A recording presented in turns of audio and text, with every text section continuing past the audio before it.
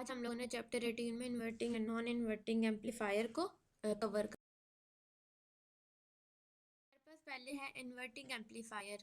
जैसे कि कल हम लोगों ने ओपैम पढ़ा था और उसमें हमने देखा था कि ओपैम की एक आउटपुट है, उसमें एक इन्वर्टिंग और एक नॉन इन्वर्टिंग इनपुट है। जो हमारे पास बेटे एक वक्त पर एक ही इनपुट इस्तेमाल हो रही है। जैसे यहाँ पर इन्वर्टिंग एम्पलीफायर है तो इसकी नेगेटिव पिन इस्तेमाल होगी, जबकि इसकी पॉजिटिव पिन को हम ग्राउंड कर देंगे और वो 0 वोल्ट्स पे चली जाएगी।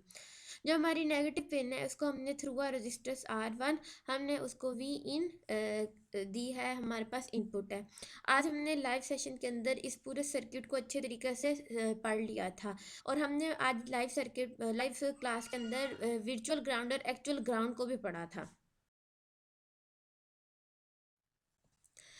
मैंने इस वक्त आपको ये बताया था कि एक तो एक्चुअल ग्राउंड यानी वो खुद हमने किसी ग्राउंड के साथ जिसको फिजिकली कनेक्ट किया हुआ है, और दूसरा है वर्चुअल ग्राउंड जो किसी वजह से हो गया था। जैसे कि हमें पता है कि ओपन लूप गेन हमारे पास इन्फिनिटी होती है, और जो हमारा ओपन लूप गेन है वो असल में क्या है, वी नोट ओवर वी इन। अब इन्फिनिटी का जवाब तभी आ सकता है अगर वी इन जीरो हो तो, और वी इन क्या होती है, V positive minus V negative. तो यहाँ से हम लोगों ने देखा कि जो वी पॉजिटिव पिन के ऊपर टर्मिनल होगा वोल्टेज वही वी नेगेटिव पे होगा, क्योंकि वी पॉजिटिव के ऊपर जीरो था तो वी नेगेटिव के ऊपर भी 0 वोल्ट्स आ गए। उसके बाद हमने वहीं पर देखा था कि यहाँ पर दो करंट फ्लो कर रहे हैं, एक I1 है और एक I2 है। I1 जो है वो हम लोगों ने देखा कि उस ब्रांच का करंट है जहाँ V इन मौजूद है, और वहाँ पे दो वोल्टेजेस का जिक्र था, एक V इन और एक V नेगेटिव। तो हमने इनका डिफरेंस लिया V in minus V negative over R1। V negative zero था जिसकी वजह से इसका करंट बन गया V इन ओवर R1। अब जो ये करंट I1 है, जब ये पॉइंट पर पहुंचता है जो कि V नेगेटिव के पास है, तो उसके पास दो ऑप्शंस हैं, एक तो V नेगेटिव वाली साइड पर जाए और एक R2 वाली साइड पर जाए। किरचॉफ रूल हमें ये बताता है कि अंदर जाने की पॉसिबिलिटी नहीं है, क्योंकि वहाँ पर बहुत ज़्यादा रेजिस्टेंस मौजूद है।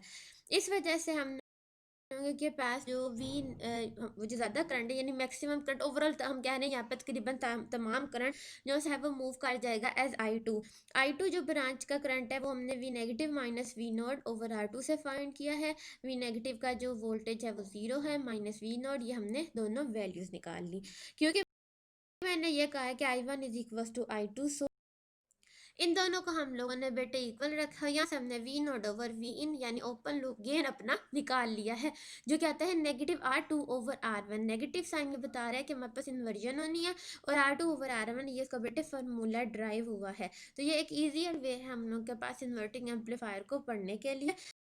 We nought over V is defined as the gain of the inverting amplifier. बिल्कुल उसी तरीके से हमारे पास दूसरा वाला एम्पलीफायर मौजूद है जो कि नॉन इन्वर्टिंग एम्पलीफायर है। हम लोगों ने बेटे यहाँ पर भी इसको नेगेटिव के थ्रू बेटे, क्योंकि हमने नेगेटिव पिन को इस्तेमाल नहीं करना ना, तो इसलिए हमने जो इसकी नेगेटिव पिन है उसको हमने ग्राउंड किया, ठीक है, और जो पॉजिटिव पिन है उस पर हमने इनपुट दिया, ठीक है। अब इसमें भी बेटे हमने I1 और I2 फाइंड करना है, लेकिन उससे पहले हमें यह देखना है कि V पॉजिटिव और V नेगेटिव के ऊपर इस वक्त क्या वोल्टेज मौजूद है। जैसे पिछली दफा तो V पॉजिटिव और V नेगेटिव दोनों के ऊपर हमारे पास 0 वोल्ट आ गए थे, एक एक्चुअल ग्राउंड हो गया था और एक वर्चुअल ग्राउंड हो गया था। इस दफा क्या होगा अब वो हमें देखना है। अब हमारे पास फॉर्मूला तो वही है, ठीक है, कि V in is equal to V negative over V positive. अब V पॉजिटिव पे तो मौजूद है हम लोगों के पास V इन, ठीक है, तो इसका तो यही मतलब हुआ ना कि जो आपकी V नेगेटिव है उसके ऊपर भी वही वोल्टेज आ जाएगा, यानी जो वोल्टेज आपने पॉजिटिव पिन के ऊपर दिया है वही वोल्टेज आपके नेगेटिव पिन के ऊपर आ जाएगा। ठीक हो गया। सेम ये बिल्कुल वही कंसेप्ट है जो पीछे हम लोगों ने डिस्कस किया।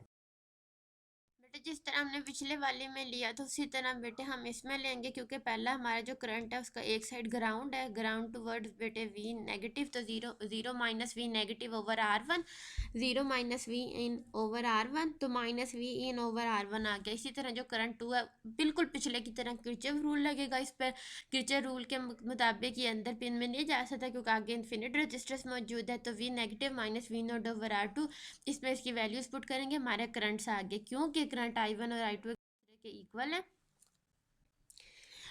तो हम लोगों के पास बेटा है as practically no current flows between negative and positive terminal, so by Kirchhoff rule I1 is equal to I2, इन दोनों की वैल्यूज पुट की बेटे।